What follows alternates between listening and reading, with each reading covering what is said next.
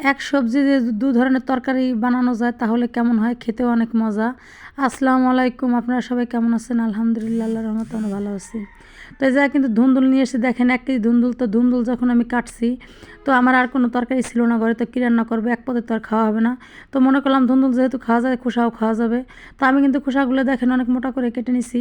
তো কেটে কিন্তু এখন আমি এটাকে ধুয়ে আনবো, ভালো মতো পরিষ্কার করে আনবো। তো দেখেন ধোয়া কিন্তু আমার হয়ে গেছে। তো এখন আমি এটাকে সিদ্ধ বসানোর জন্য ফ্রাই প্যানে দিয়ে দিলাম।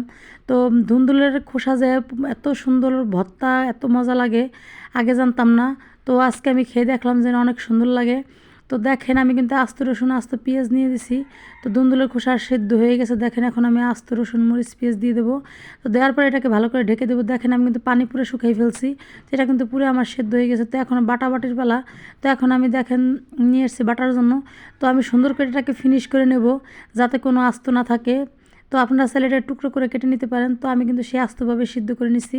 তো দেখেন বাটা কিন্তু হয়ে গেছে। তো এরকম ফিনিশ করে বাটতে হবে যাতে ভাত মাখালে ভাতের সাথে মিশে যায়। তো দেখেন আমার কিন্তু পুরো বাটা হয়ে গেছে।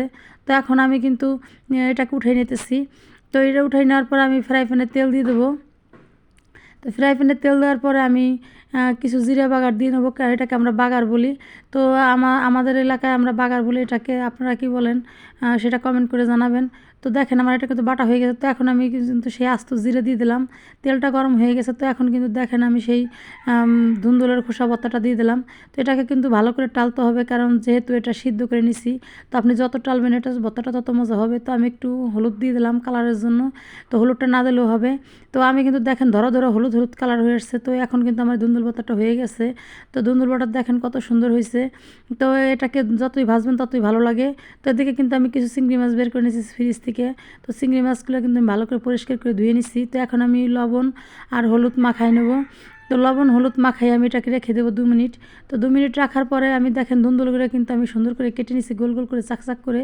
তো এদিকে কিন্তু আমি তেলের উপরে জিরে দিয়ে দিচ্ছি। তো এখন মাছগুলো আমি ভেজে নিব। তো মাছগুলো দেখেন কিন্তু আমার ভাজা হয়ে গেছে। তো এখন আমি পেঁয়াজ কুচি দিয়ে দেবো। এই জায়গায় একটু পেঁয়াজ বেশি দিতে হবে। তো আমি কিন্তু কাঁচামরিচ দিয়ে আজকে তরকারিটা রান্না করব। তো কাঁচামরিচের তরকারি কিন্তু খেতে অনেক মজা হয়। তো দেখেন আমার কিন্তু ভাজা হয়ে গেছে। তো এখন আমি সেই আস্ত ধুন্দুলগুলো, কাটা ধুন্দুলগুলো দিয়ে দেবো। তো ধুন্দুলে কিন্তু আপনার পানি দেওয়া লাগে না, ধুন্দুলে কিন্তু এমনি যথেষ্ট পরিমাণে পানি থাকে। তো লবণ দিলে কিন্তু পানিটা বেরিয়ে যায়। তো এই জায়গায় কিন্তু আমি আর পানি অ্যাড করবো না। তো এখন ধুন্দুল কিন্তু আমার সেদ্ধ হয়ে গেছে, দেখেন নামাই নিছি। তো এরপর আমি কিছু পেঁয়াজ কুচিয়ে বাদামি কালার করে ভেজে নিছি। তো এখন দিয়ে দিলাম জিরে আর সসবাটা। তো বাগার যেহেতু দেবো তো জিরে সসবাটা দিতেই হবে। তো এরপরে দেখেন আমি বাদামি কালার করে ভেজে নিয়ে এখন বাগারটা দিয়ে দেবো। তো চিংড়ি মাছ আমরা এরকম ধুন্দুল দিয়ে বাগার দিয়ে খাই। তো আমার কাছে কিন্তু অনেক ভালো লাগে, আপনারা এরকম খেয়ে দেখবেন। তো এবার কিন্তু কাজ শেষ, খাবার পালা। তো এখন খাবার চলে আসলাম। তাই যে কিন্তু সেই দেখেন ধুন্দুল খোসার ভর্তা। তো দেখেন কালারটাও কত সুন্দর হয়েছে আর ঘ্রাণটা কিন্তু অনেক সুন্দর আসছে। তো এদিকে দেখেন আমার কাঁচামরিচের তরকারিটা কিন্তু অনেক সুন্দর হয়েছে। তো এখন খাবো। তো খাবার পালা। তো খাইতে বসছি। তো ধুন্দুলের খোসা ভর্তা যে এত মজা, আর আপনারা খেয়ে দেখবেন। ধুন্দুলের খোসা অনেক ভালো লাগে আর অনেক মজা লাগে। তো আপনারা সবাই ভালো থাকবেন, আমাদের জন্য দোয়া করবেন। আল্লাহ হাফেজ।